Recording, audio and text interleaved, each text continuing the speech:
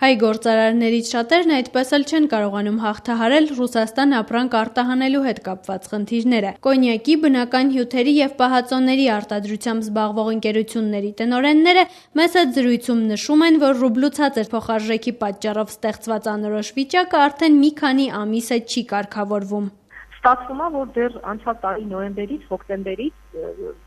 գործարանները աշխատում են վնասով։ Ժամանակին մենք բավականին ուղարկում ենք մոտ միլիոն անցյալ տարվա հաշվարկով, բայց այս տարի դեռ պրոգնոզը պարզ չի։ Հիմա այն վիճակն է, որ ուզում ենք հասկանանք, ասենք, եթե հնարավորություն լինի գները բարձրացնել, բայց մենք էլ ունենք պայմանագրեր, որոնք պետք է կատարենք։ Այսինքն միգուցե ինչ-որ ժամանակ շատ էժան գներով ստիպված լինենք ուղարկելու։ Ուղարկում ենք Վրաստան, Միացյալ Նահանգներ ամեն ինչ նորմալ է,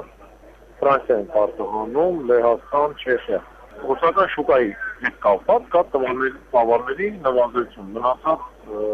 շուկաներին ոչ։ Գործատուների միությունը օրերս նամակով դիմել է կառավարությանը Ռուսաստան արտահանում իրականացնող ընկերությունների կորուստները փոխհատուցելու առաջարկով։ Էկոնոմիկայի նախարարությունից պատասխանել են, որ առկա գործիքակազմի շրջանակներում կփորձեն աջակցել խնդրի լուծմանը։ Գործատուների միության նախագահ Գագիկ Մակարյանը Ազատության հետ զրույցում նշում է, որ եթե հիմա արտահանողների կորուստները չփոխհատուցվեն, հաջորդ տարի նրանք այլևս չեն կարողանա աշխատել։ Կառավարությունը եթե գնա դրան, դա շատ մեծ ստիմուլ կլինի, որ մենք արտահանման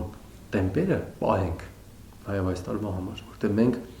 իրենց սնուցում ենք այրունով, այսպես ասած, մենք իրենց կորուստները փորձում ենք կոմպենսացնել, որ իրենք ի վիճակի լինեն եւ գյուղացուց մթերեն եւ շարունակեն աշխատել։ Թեև ըստ ազգային վիճակագրական ծառայության 2014 թվականին Հայաստանի արտաքին առևտրաշրջանառությունը նախորդ տարվա համեմատ մոտ 1%-ով աճել է, սակայն դա չի վերաբերում ԵՏՄ անդամ երկրների հետ կատարված առևտրին։ Այդ երկրների հետ առևտրի ծավալները կրճատվել են մոտ 5%-ով։ Ըստ վիճակագրության Հայաստանից դեպի Ռուսաստան արտահանումը նվազել է 7.7%-ով։ Դրա փոխարեն գրեթե նույնքան աճել են ներմուծման ծավալները եւ այսօր արդեն Ռուսաստանից Հայաստան ավելի մեծ թվով ապրանքներ են մուտք գործում։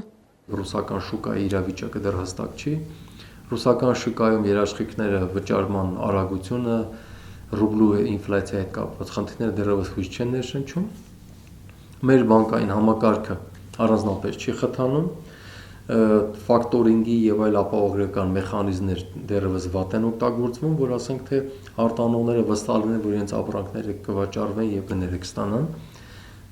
եւ այդ առումով բնականաբար իրենք սպասողական վիճակում են։ Ընդհանուր առմամբ ներմուծման ցուցանիշը շարունակում է մի քանի անգամ գերազանցել արտահանմանը։ ԱՎԾ-ի տվյալների համաձայն նախորդ տարի արտաքին առևտրի հաշվեկշիռը բացասական է եղել ավելի քան 1 տրիլիոն միլիարդ դրամի չափով։ Գործատուների միության նախագահ Գագիկ Մակարյանը նշում է, որ մի քանի տարի շարունակ պահպանվող բացասական եւ այսքան բարձր ցուցանիշի պատճառն այն է, որ Հայաստանը արտահանման եւ ներմուծման հստակ մոդել չունի։ Ոչ թե 4.3 միլիարդի ապրանք ներմուծենք, այդ առնվազն դրա կեսը, որոնք սնունդ են եւ տարբեր այլ ապրանքները, մենք կարող ենք ներսում արտադրել։ Օրինակ մենք կարող ենք ընդհանրապես շատ լավ խթանել տեղական կենցաղային սարքավորումների խնդիրը հավաքման արտադրություններ դնելով, կամ գոնե բերենք բաղադրիչները, բայց ապրանքները պատրաստի չբերենք։ Մենք կարող ենք շատ լավ խթանել մեր սննդամթերքի արտադրությունը, բայց սա ռազմավարություններ են, որոնք որ պետք է էկոնոմիկայի նախարարության, կառավարության միասին քննարկվեն, դրվեն։